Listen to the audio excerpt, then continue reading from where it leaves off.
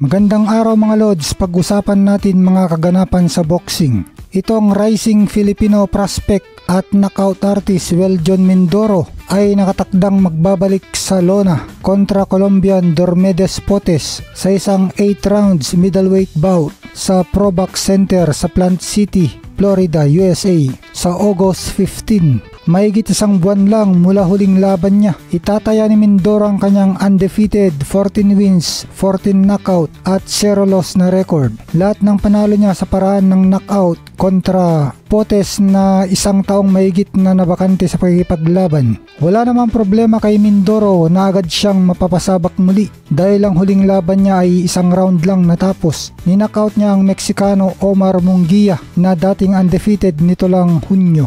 Sa kabilang kampo naman, si Potes ay huling lumaban nung Hunyo nakaraang taon kung saan nakuha niya ang pangatlong sunod-sunod na talo at record niya ay 14 wins, 7 losses at 10 knockout. Samantala, former long-time IBF Super Flyweight Champion Jerwin Ancajas nakatakdang lumaban kay Uruguay fighter Ruben Casero sa isang super bantamweight division sa 8 rounds na laban sa Thunder Studios sa Long Beach, California, USA sa August 2. Lamang sa angkas sa karanasan, may record siya na 36 wins, 4 losses, 2 draws at 24 knockout. Kontra Casero na may record lang na 13 wins, 4 losses at 5 knockout. Nakikita ni MP President Sean Gibbons na ang bout na ito ay sukatan sa kung handa na ba si Angkas na lumaban sa mga elite fighter ng 122 pounds division. Crucial fight daw ito para kay Angkas, sabi ni Sean Gibbons, dahil ito ang final steps para makakuha ng oportunidad